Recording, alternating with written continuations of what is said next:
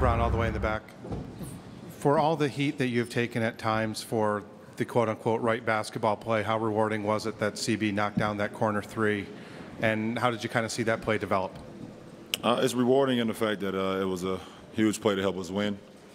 I seen it develop the whole time, and wanted to just try to put some pressure towards the rim, and I caught Tim Duncan kind of peeking at me a little bit, and I was able to find CB in the corner in one of his favorite spots on the floor, and he knocked it down. Here in the front. LeBron, because you beat the Spurs in the finals last year and won 2 in a row, do you think seeds of doubt creep into their minds, especially late in the game in the fourth quarter? Well, I mean, that's not our concern. All we worry about is what we can't control, and that's just how we play the game, how we approach the game, both physically and mentally, and live with the results. Ron, what made you decide to take on the scoring duties in the third quarter, and then what made you not try to win it on your own in the fourth? I just play the game, try to play the game the right way, and however the flow of the game is going, I just try to impose my will in some kind of way, either scoring or rebounding or assisting or defending, put myself and put my teammates in position to succeed. And I was happy in the fact that I was able to make some plays to help us get the victory tonight. Mark? LeBron, you dressed a little bit differently tonight than you did in game number 1. Can you talk about the decision process and how that affected you on the court? Didn't affect me at all. I've been going with the longer tights throughout the playoffs, decided to go with the shorter ones today. I don't know, I was watching game 2 of our finals appearance versus OKC in 2012, and I didn't have long tights on in that game, so that's why I didn't wear them tonight. Just a little crazy on my part. And how big did the basket look to you? You hadn't taken a jump shot until the third quarter. How big did the basket seem once you started putting that up? For me, once I get into a good groove, I feel like everything is going to go in. Obviously, it didn't. I made a couple shots in a row and then missed the elbow jump shot over Tim, and they made a run after that. So, but for me, I just try to make plays out there on the floor, and like I continue to say, put my teammates in position to succeed, and then I live with the results after that. Back right. LeBron Joe, what got you going in the second quarter after your slow start in the first quarter? I just continued to attack. I had a slow start, but all my misses was in the paint. My first miss was a shot over Tim and Thiago. I missed it. I missed a spinning, layup in the lane. I missed a banker over Tony Parker. And, I just got off to a slow start, and then I drove the lane, got my foot tangled up a little bit, and threw up a wild shot, and I started 1 for 5. But, I was very, confident in where I was getting on the floor, and I just had to stick with it. And then after those 2 offensive rebounds in the second quarter, how physically drained were you? Because it looked like you asked to come out of the game. Well, I mean, for me, and at that point in the game, yeah, I was tired. I got 2 offensive rebounds, was able to go back up with them, put some pressure on their defense, and Spo was very, very consistent and great with his adjustments today. As far as the personnel, in and out, guys in and out, and when I asked to come out, he took me out, and then I was able to go back in. Ken, over here. LeBron, after what you were dealing with the last 48 hours, at what point in the game did you know that your legs were there for you and were going to respond? And did you do anything else differently to try to make sure you could get through this game? I didn't really try to think about it too much. One thing I did do differently this morning, I took a 8 a.m. yoga class at our resort that we stayed at outside. It was me and 3 other people, and also a little kid, but he didn't want no parts of it. So that's probably the only thing that I did differently today. I assume that was not hot yoga. Nah, it started to rain a little bit this morning. Actually, about 8:35, it started to rain. Standing in the back right. When you were able to come out of the game tonight, how did it feel to have some air conditioning? Well, I mean, mentally, I didn't want to even think about it too much. What happened on Thursday was Thursday. You know, my whole focus was how was I going to help this team, you know, even the series up, and just try to make some plays. LeBron, you dominated from the perimeter in the second half. Was that an adjustment you made at halftime from what you saw, or did you just take what the defense gave you, essentially?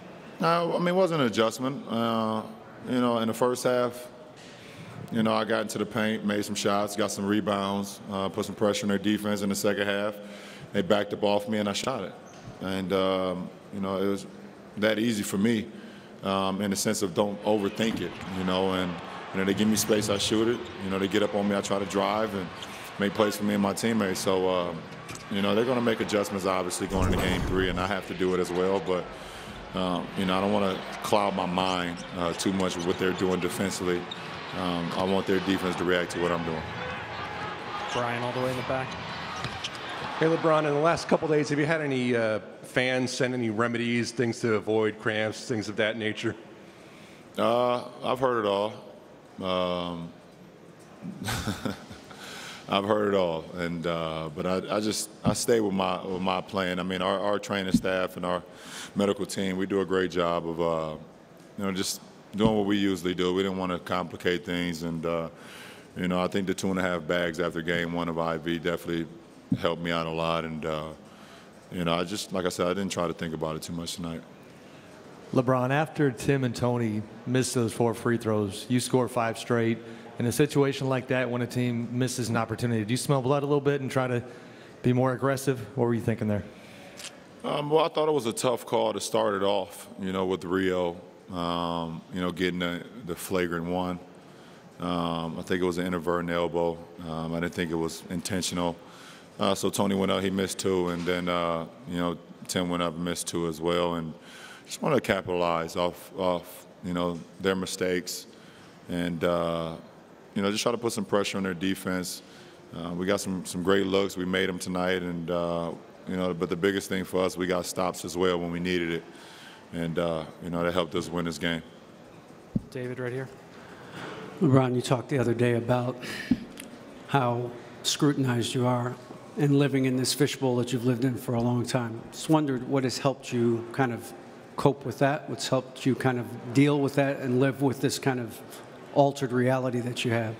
I got a great supporting cast around me that allows me to vent at times, try not to hold it in. And I also understand at this point in my life what's important and what's not important. And what's important is my teammates. What's important is my 2 kids at home, my wife, my family, and my friends.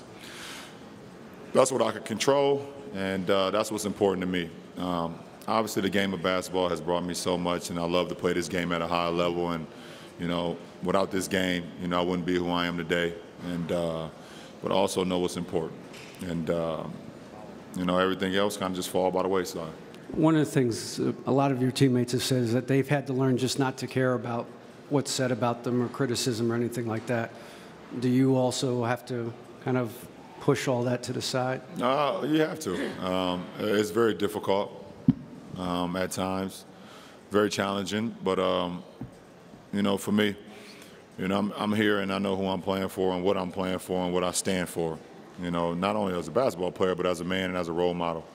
I know what I stand for, and you know, to be able to put an NBA uniform on every single night with my name on the back, knowing where I come from, you know, lets me know that I've done something special.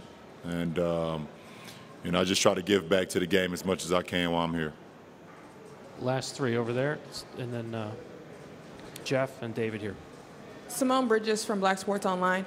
LeBron, can you just talk about how big Rashard Lewis was for you guys tonight? You know, he's a player that hasn't played a lot of minutes this season, but he's been stepping up really big for you guys. Well, Rashard is he's been huge for us ever since he's been inserted into our starting lineup, you know, from the Indiana series. He's been in this position before. He's been to the finals with the Orlando Magic. He's been in huge playoff games. And his experience and his ability to knock down shots helps us out a lot. It spreads the floor for us. And, you know, every time he catch the ball, we always tell him just to shoot it. Don't think about nothing else besides shooting the ball. And we live with his results. David in the front. LeBron, David Miguel, Fox 39 Sports. Talk about the importance of keeping them out of the paint down the stretch of the game, not only tonight, but also for the games going forward. Well, I think that's a key going into any game. You know, when a team lives in the paint, it just puts so much pressure on your defense, and, you know, it allows, you know, paint points, obviously. But, you know, when guys get into the paint, you know, it shrinks the defense, and they get to kick out for their threes, which they did a couple times tonight. You know, Danny Green had one, Tony hit one, Patty Mills had a couple, you know, and we got to do a better job of just kind of shrinking the floor, not allowing them to get into the paint. They will. They will get into the paint some, but, you know, as much as we can limit the penetration, it'll help us out a lot. What has to continue as a whole offensively then, defensively, so you guys can have more success the rest of the way? Well, obviously, I mean, for us, offensively, we want to share the ball and not turn the ball over. You know, we're a team that shoots the ball extremely high from the field, always been very efficient offensively. We get ourselves in trouble when we turn the ball over. It doesn't allow us to set our defense where we're really good. We're a really good half-court defense, solid defense, pick-and-roll defense, and you know, offensively, when we're solid, we don't turn the ball over. We're going to get a very good opportunity to make something happen. Jeff, last one. LeBron, Chris missed the corner three on the shot before he made one. Do you ever let stuff like that influence your decision, and why or why not? No, not at all. If you're on the floor at that point in time, you can make a play. You can make a shot. You can make a steal. You get a rebound. You can do whatever it takes to help us win. And, you know, for me, the ball is in my hand, and I'm going to make the right play for our team.